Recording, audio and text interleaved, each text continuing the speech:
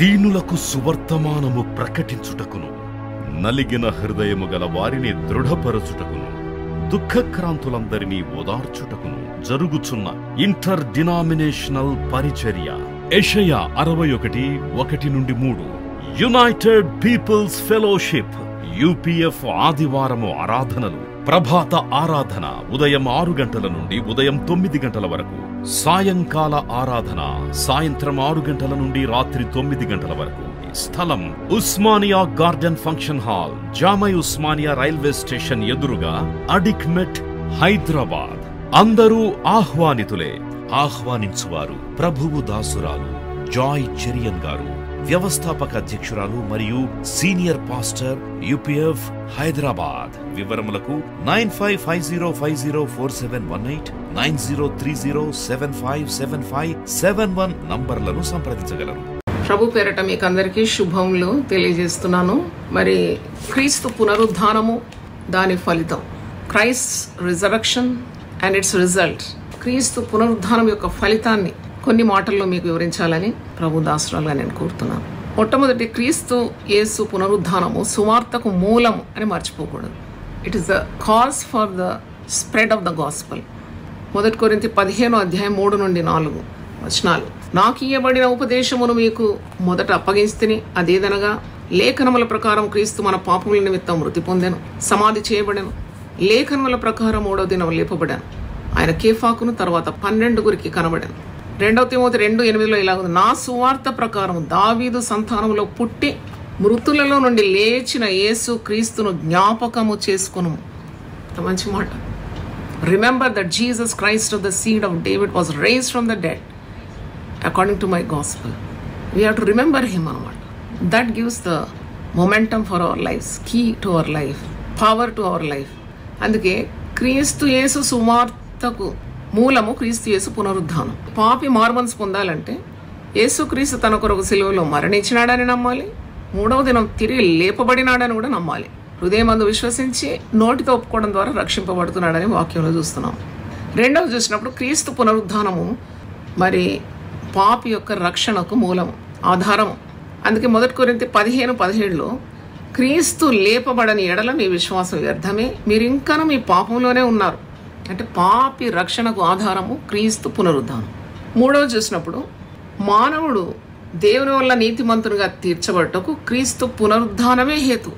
మానవుడు నీతిమంతునిగా తీర్చబడుతున్నాడు రక్షణ పొందినప్పుడు, కానీ దానికి మూల కారణం క్రీస్తు పునరుద్ధానం. అందుకే రోమన్స్ 4:25, రోమీలకు రాసిన పత్రిక 4:25 ఆయన మన అపరాధముల నిమిత్తం అప్పగింపబడి మనము నీతిమంతులుగా తీర్చబడుటకై లేపబడెను. was delivered for our offenses and was raised again for our justification. మన అపరాధముల నిమిత్తం ఆయన అప్పగింపబడి శిలువ మరణం ఉంది, మనము తిరిగి నీతిమంతులుగా తీర్చబడుటకై ఆయన పునరుద్ధానుడైనాడు. అదొక కీలకమైన మరి కార్యం, మనం జ్ఞాపకం చేసుకోవాలి ఇవన్నీ.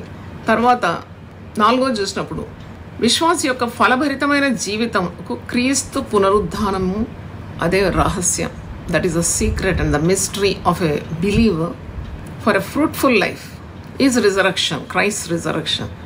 విశ్వాసి యొక్క ఫలభరితమైన జీవితమును క్రీస్తు పునరుద్ధానమే రహస్యం. అది రోమా 7:4 ఇలాగుంది, కావున నా సహోదరులారా, మనం దేవుని కొరకు ఫలం ఫలించినట్లు మృతుల్లో నుండి లేపబడిన క్రీస్తు అను వేరొకని చేరుటకై మీరును ఆయన శరీరం ద్వారా ధర్మశాస్త్రం విషయమై మృతులైతే. అంటే యేసు క్రీస్తు లేపబడిన ఎడల, ఆ జీవము మనలో లేని ఎడల మనం ఫలించనేరము ప్రభు కొరకు. ఒక ఫలభరితమైన జీవితానికి క్రీస్తు పునరుద్ధానమే అది ఒక రహస్యం. That is the secret. యేసు నీలో జీవించున్నాడు కాబట్టి నీవు జీవిస్తున్నావు. నువ్వు జీవిస్తున్నావు. ఒక చెట్టు జీవిస్తుందంటే పచ్చ ఉంటుంది, దాంట్లో సారం లేకుంటే ఎండిపోతుంది. ఒక పచ్చని చెట్టు, ఎండిపోయిన చెట్టు రెండు చూడండి. పచ్చని చెట్టే ఫలిస్తుంది, ఎండిపోయిన చెట్టుకు వేర్లు లేవు, సారము దాంట్లో లేదు, అది వేర్లతో కూడా చచ్చిపోయింది, దానికి ఫలం ఎలా వస్తుంది? ఫలము రాదు. ఒక వృక్షము సజీవంగా ఉంటే ఫలిస్తుంది. మనం ఫలం ఎదురు చూస్తాం, బా మొగ్గేసింది, పువ్వు అయింది, ఆ పువ్వు కాయ అయింది, ఆ కాయ పండింది అని మనం ఎదురు చూస్తూ ఉంటాం. అంటే క్రీస్తు మనలో జీవింపని ఎడల మనం మృతతుల్యమైన వారం. మనం చచ్చిన వారమే. అందుకే ఎఫెసీ 2:1 ఉంది, మనం అపరాధముల చేత పాపముల చేత చచ్చిన వారం. ఆయనను క్రీస్తు యేసు మూలంగా మనం క్రీస్తునందు విశ్వాసం ఉంచడం ద్వారా మనం క్రీస్తుతో కూడా లేపబడినాం, బ్రతుకుతున్నాం. We are living because of Jesus. ఆయన మాటల ద్వారా మనం బ్రతుకుతున్నాం. ప్రతిరోజు ఉదయం ఇలా కూడుకుంటున్నామంటే we are receiving so much power and anointing from Jesus. ఇది మీకు తరతరాలకు ఆశీర్వాదం ఇలా కూడుకోవడం. ఎందుకంటే ఆయన సంఘముల మధ్య సంచరించే సజీవుడైన యేసు.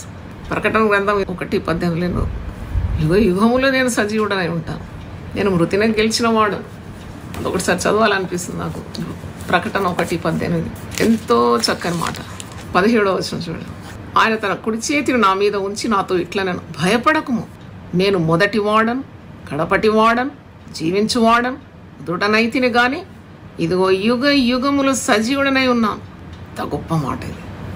అంటే ఆయన యుగ యుగములు సజీవుడుగా ఉన్నాడు. ఆయన మృతుడు కాడు, ఆయన సజీవుడు. ఆయన ద్వారా బ్రతుకుతున్నాము, చలిస్తున్నాము, ఉనికి కలిగి ఉన్నాము. మనం ఈరోజు ఈ విధంగా ఉన్నామంటే, ధైర్యం కలిగి ఉన్నామంటే కేవలం because of the resurrected Christ. He lives in us and he makes us live and he makes us fruitful. He makes us a blessing to many people. ఎంత అద్భుతం! మనము సజీవుడైన క్రీస్తును ఆరాధిస్తున్నాం, ఘనపరుస్తున్నాం, ఫలిస్తున్నాం ప్రభు కొరకు. 5వ చూసినప్పుడు విశ్వాసి ప్రతి త్యాగమునకు క్రీస్తు పునరుద్ధానమే ప్రోత్సాహమై ఉన్నది. అంటే ఒక విశ్వాసి, నేను నా జీవితాన్ని కొద్దిసేపు ఒక 5 నిమిషాలు వెనుకకు తిరిగి చూసినాను అన్నమాట. బ్యాక్ ఫ్లాష్ చూస్తే అసలు నా కొరకు జీవించలేదే నేను దేవుడు నన్ను పిలిచిన దినం నుండి ఏ స్వార్థం లేకుండా దేవుని సేవ చేయడానికి దేవుడు నాకు కృపనిచ్చినాడు. That such a valuable thing before the Lord. అంటే నేను నా పేరు కొరకు ప్రయాసపడలేదు, నాకు డబ్బు కావాలని ఆశించలేదు, మరి నేను అందరికంటే గొప్ప ప్రఖ్యాతి పొందాలి లేకుంటే గొప్ప స్థాయికి రావాలని నేను ఆశించలేదు. నన్ను పిలుచుకున్నాడు, నేను దానికి విధేయురాలైనాను, 30 సంవత్సరాలు నడిపించినాడంటే మరి దాంట్లో త్యాగం ఉంది. ఆ త్యాగం దేవుడి ద్వారా కలిగింది. నాకు క్రీస్తు పునరుద్ధానం ద్వారానే ఈ త్యాగం, ఈ స్వభావము నాలో కలిగిందనే నేను దేవుని స్తుతించిన. ఇది నా అంతటా వచ్చింది కాదు, ఇది క్రీస్తులో నేను జన్మం పొందినాను, క్రీస్తు నాలో జన్మించినాడు, దేవుని కుటుంబంలోకి అంగమైపోయినాను, దేవుని సజీవమైన వాక్యం ధ్యానిస్తున్నాను, ప్రభు కొరకు ఫలిస్తున్నాను, నాలో క్రీస్తు జీవం ఉన్నది అని నాకు ప్రభు పరిశుద్ధాత్ముడు అర్థం చేసినాడు. అప్పుడు నాకు 2 కొరింథీ 5:15 జ్ఞాపకం వచ్చింది. 2 Corinthians 5:15 జీవించు వారు ఇక మీద తమ కొరకు కాక తమ నిమిత్తం మృతి పొంది తిరిగి లేచిన వాని కొరకే జీవించుటకు ఆయన అందరి కొరకు మృతి పొందనని నిశ్చయించుకొనిచున్నాం. యేసు ప్రభువును అంగీకరించిన ఈ వ్యక్తి కూడా ఫలించక మానడు. నన్ను అడిగితే క్రీస్తు జీవం ఉన్నది కాబట్టి వాళ్ళకి ఏదో ఒక తపన, ఏదో ఒక ఉబలాట, నేను ప్రభు కొరకు ఏదో చేయాలి, నేను ఏదో సేవ చేయాలి, నేను ప్రార్థన చేయాలి, నేను పాట పాడాలి, నేను వాక్యం చదవాలి, నేను సాక్ష్యం చెప్పాలి. ఇది ఉండదా? మీరే చెప్పండి. ఒక జూమ్లో 100-200 మందిని కొద్దిగా కంట్రోల్ చేయడం కష్టమవుతుంది కొన్నిసార్లు నాయకులు. ఎందుకంటే అందరికీ ఉత్సాహం.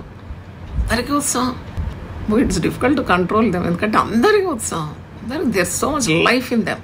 వాళ్ళని ఎవరు నిద్రపోతున్నారని తట్టి లేపే అవసరం లేదు. వాళ్ళు చురుక్కుంటారు, రాత్రంతా చురుక్కుంటారు. ఈ ఆరోగ్యం ఎక్కడి నుండి వచ్చింది? ఈ ఉత్సాహం ఎక్కడి నుండి వచ్చింది? Just because Jesus is alive. ఆయన సజీవుడై ఉన్నాడు, సంఘముల మధ్య సంచరిస్తున్నాడు, ఆయన అందరిలో ఉన్నాడు, అందరితో ఉన్నాడు. ఎక్కడ 2-3 నా పేరట కూడతారో నేను అక్కడ ఉంటాను అన్నాడు కదా. అదే అన్నమాట మన ఉత్సాహానికి కారణం, మన త్యాగానికి కారణం. అందుకే అపోస్తలుడైన పౌలు 2 కొరింథీ 5:15 జీవించేవారు ఇక మీద తమ కొరకు కాక తమ నిమిత్తం మృతి పొంది తిరిగి లేచిన వాని కొరకే జీవించటం ఆయన అందరి కొరకు మృతి పొందినని నిశ్చయించుకుంటున్నాం. మరి ఇంత ఉత్సాహంగా ఎవరి కొరకు ప్రార్థన చేస్తున్నారంటే ఇతరుల కొరకు చేస్తున్నారు, వాళ్ళ కొరకు కూడా కాదు. Interceding for others, is that not a mystery? అదొక మర్మం కాదా? మీరు ఆలోచించండి.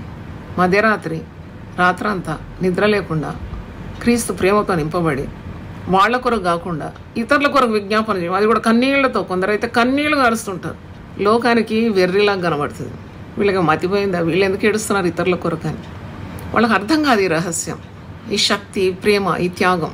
ఇదంతా కూడా క్రీస్తు పునరుద్ధానుడైనందుకే మనం అలాగూ మరి ఫలిస్తున్నాం ప్రభు కొరకు. 6వ చూసినప్పుడు విశ్వాసి యొక్క భద్రత క్రీస్తు పునరుద్ధానము, విశ్వాసి యొక్క భద్రతకు క్రీస్తు పునరుద్ధానమే ఆధారమై ఉన్నది లేక బలమై ఉన్నది. హెబ్రీ పత్రిక 7:25 ఒక మాట ఉంది, ఈయన తన ద్వారా దేవుని యొద్దకు వచ్చి వారి పక్షమున విజ్ఞాపనము చేయుటకు నిరంతరం జీవించున్నాడు. మనం పునరుద్ధానం గురించి మరి నిరంతరం నువ్వు ధ్యానించినా తక్కువే. నీ జీవితకాలం అంతా క్రీస్తు శిలువ త్యాగము, క్రీస్తు పునరుద్ధానం గురించి నువ్వు ధ్యానిస్తే ఇక నిన్ను మించిన వాళ్ళు ఎవరు ఉండరు ఈ లోకంలో. You will be on the top of the world, because these two are great foundations for a believer. ఆయన 40 రోజులు 50 రోజులు కాదు, నిరంతరము జీవిస్తున్నాడు. అందుకే హెబ్రీ 7:25 ఈయన తన ద్వారా దేవుని యొద్దకు వచ్చి వారి పక్షమున ఉన్నాడు. ఎవరైతే దేవుని అంగీకరించినారో, రక్షణ పొందినారో వారి పక్షమున నిలబడతాడు సజీవునిగా. ఈరోజు నీవేమన్నా పోరాటంలో ఉన్నావా, భయంలో ఉన్నావా, ఆందోళన ఉన్నావా, నా పక్షాన ఎవరు లేరనుకుంటున్నావా? The resurrected Jesus is on your side. పునరుద్ధానుడైన యేసు నీ పక్షమున ఉన్నాడు. You are never lonely. నువ్వు ఎప్పుడు ఒంటరి వాడు కావు. ఎందుకంటే సజీవుడైన వాడు, నిరంతరము జీవించేవాడు నీ పక్షాన నిలబడి నిన్ను భద్రంగా కాపాడతాడు. అందుకే అంటున్నాడు, ఈయన తన ద్వారా దేవుని యొద్ద వచ్చి వారి పక్షమున విజ్ఞాపనం చేయుటకు నిరంతరము జీవించున్నాడు గనుక వారిని సంపూర్ణంగా రక్షించుటకు శక్తివంతుడై ఉన్నాడు. మన కొరకు ఎవరినైనా వాదించడానికి మనము ఎంపిక చేసుకుంటే వాళ్ళు మధ్యలో మనల్ని వదిలిపోయే అవకాశం ఉంది. కానీ నిన్ను ఎన్నడు విడువను, నిన్నెన్నడు ఎడబాయను, యుగ సమాప్తి వరకు సదాకాలం తోడుంటాను, నిన్ను సంపూర్ణంగా రక్షించుటకు నేను శక్తివంతుడై ఉన్నాను, నేను జీవించున్నాను, ఐఎమ్ అలైవ్. ఆయన నిరంతరం జీవిస్తున్నాడు. మనకు నిత్య జీవం ఇస్తానన్నాడు కదా. అందుకే మనకు ఇటర్నల్ లైఫ్ మనం పొందుకునే గొప్ప దీవెన నిత్య జీవం. ఆయన నిరంతరం జీవిస్తున్నాడు. 7వ చూసినప్పుడు విశ్వాస యొక్క పునరుద్ధానం కూడా క్రీస్తు పునరుద్ధానం యొక్క ఫలితమైంది. మనం కూడా చనిపోయి తిరిగి బ్రతుకుతున్నాం కదా. మొదటి తెస్సలోని 4:14 ఉంది, యేసు మృతి పొంది తిరిగి లేచినని మనం నమ్మినేడలా అదే ప్రకారం యేసునందు నిద్రించిన వారిని దేవుడు ఆయనతో కూడా వెంట పెట్టుకొని వచ్చును. We believe in resurrection. మనకు మరణం ఒక అంతం కాదు, మనకు తెలుసు. ఆయన మృతి పొంది తిరిగి లేచిన విధంగా మనల్ని కూడా ఆయన తిరిగి లేపుతాడు. అందుకే ఆయన మార్తాతో ఈ మాట సెలవిచ్చినాడు, పునరుద్ధానము నేనే, జీవము నేనే, నా యందు విశ్వాసం ఉంచువాడు చనిపోయినను బ్రతుకును. యోహాను సువార్త 11:25-26 చదువుతాను. పునరుద్ధానము నేనే, జీవము నేనే, నా యందు విశ్వాసం ఉంచు వాడు చనిపోయినను బ్రతుకును, బ్రతికి నా యందు విశ్వాసం ఉంచు ప్రతి వాడు ఎన్నటికీ చనిపోడు. ఉదయకాలం సజీవుడైన ప్రభువును ఆరాధించడానికి, సజీవ లెక్కలో మనల్నుంచిన ప్రభువును సజీవమైన ఆరాధన, ఆత్మతో సత్యంతో ఆరాధించడానికి కూడుకున్నాం. ఈ ముడుకున్న వ్యక్తులందరూ ప్రభు బిడ్డలైతే, ప్రభువును అంగీకరించి రక్షణ పొందిన వారైతే వారు ఎన్నటికీ చనిపోరు. ఇదే శుభవార్త. This is the gospel. మనకు చావు లేదనమాట. మట్టి దేహమే మట్టికి పోతుంది, కానీ మన ఆత్మ నిరంతరం జీవిస్తుంది అనమాట. అందుకే అంటున్నాడు, పునరుద్ధానం నేనే, జీవం నేనే.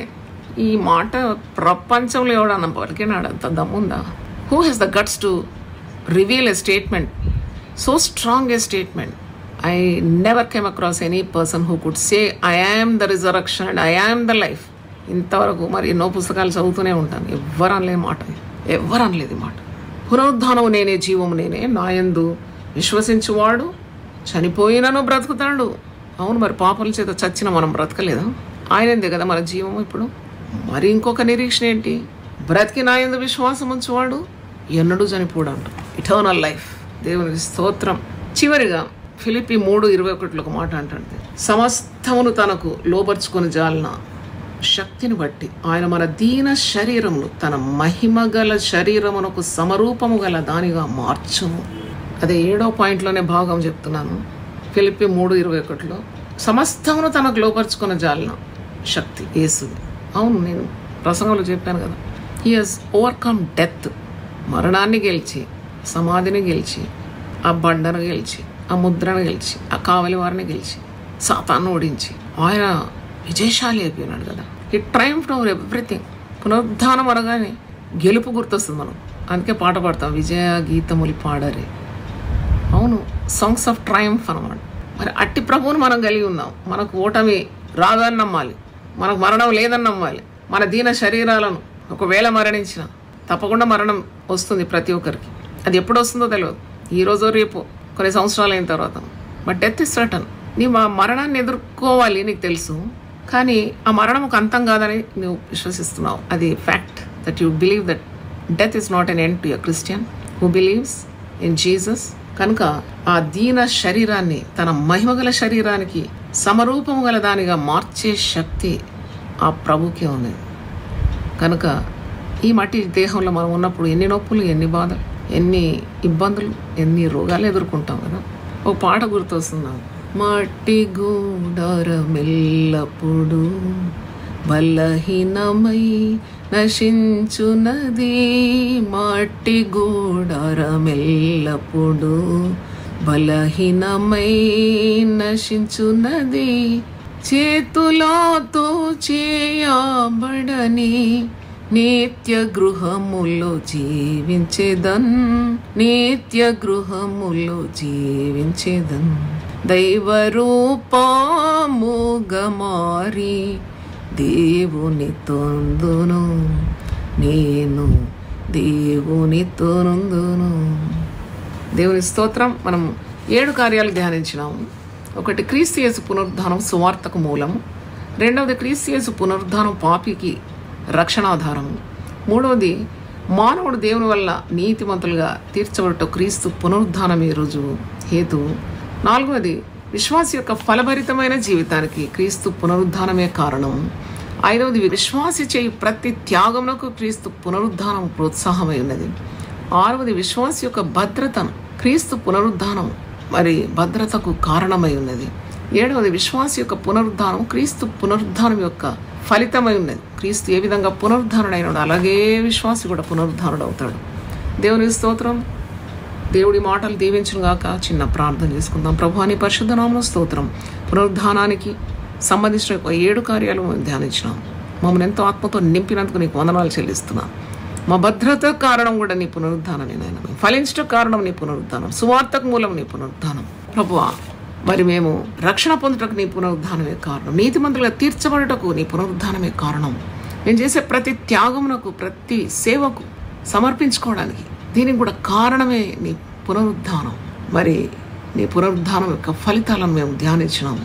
మా దీన శరీరాలను నీ మహిమగల శరీరాలకు మార్చే సమరూపం గల మహిమగల శరీరమునకు సమరూపం గల దానిగా నువ్వు మార్చబోతున్నందుకు కూడా మేము ఎంతో మరి ప్రభువా ఆదరణ పొందుతున్నాం, ధైర్యం పొందుకుంటున్నాం.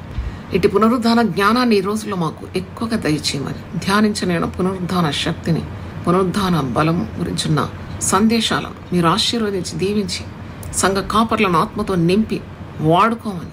ఆ దినమందరూ విశ్వాసులు మేడగదిలో ఆత్మను పొందుకున్నారు, పరిశుద్ధాత్మ శక్తిని పొందుకున్నారు. తర్వాత ప్రభువా మేము ఆ జూన్ మాసం అంతా కూడా పరిశుద్ధాత్మ శక్తి మీద ఉన్న ధ్యానాలు దయచేయమని ప్రార్థిస్తున్నాను. ఇవన్నీ కీలకమైన సందేశాలు సంఘానికి. తప్పకుండా మేము ఆ పని చేయాలి. నాయనా నీకు స్తోత్రం. మమ్మల్నందరినీ మీరు ఆశీర్వది దీవించి క్రీస్తులో స్థిరపరిచి బలపరచమని, నీ కొరకు గొప్ప కార్యాలు చేయడానికి మమ్మల్నందరినీ వాడుకోమని యేసు పరిశుద్ధ నామములో అడుగుతున్నాను తండ్రి. ఆమేన్, ఆమేన్. దేవుడు మనల్ని సమృద్ధిగా దీవించును గాక. God bless you. దీనులకు సువర్తమానము ప్రకటించుటకును, నలిగిన హృదయము గల వారిని దృఢపరచుటకును, దుఃఖక్రాంతులందరినీ ఓదార్చుటకును జరుగుచున్న ఇంటర్ డినామినేషనల్ పరిచర్య. యెషయా 61:1-3. యునైటెడ్ పీపుల్స్ ఫెలోషిప్ UPF ఆదివారము ఆరాధనలు. ప్రభాత ఆరాధన ఉదయం 6 గంటల నుండి ఉదయం 9 గంటల వరకు. సాయంకాల ఆరాధన సాయంత్రం 6 గంటల నుండి రాత్రి 9 గంటల వరకు. స్థలం Osmania garden function hall, జామై Osmania railway station ఎదురుగా, అడిక్మెట్, హైదరాబాద్. అందరూ ఆహ్వానితులే.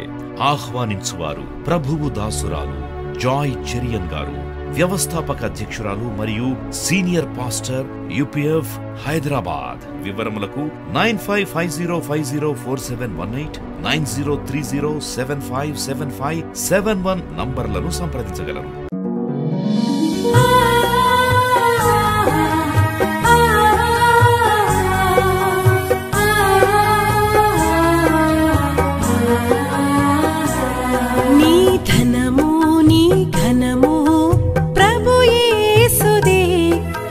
దశమా భాగమునీయ వెనుదీతువా. నీ ధనము నీ ఘనము ప్రభు యేసుదే, నీ దశమా భాగమునీయ వెనుదీతువా. ధరలోన ధనధాన్యములనీయగా కరుణించి కాపాడి రక్షింపగా ధరలోన ధనధాన్యములనీయగా కరుణించి కాపాడి రక్షింపగా పరలోకనాదుండు నీకీయగా మరి యేసు కొరకీయ వెనుదీతువా పరలోకనాథుండు నీకీయగా మరి యేసు కొరకీయ వినుదీతువా నీ ధనము నీ ఘనము ప్రభు యేసుదే నీ దశమా భాగము నీయ వెనుదీతువా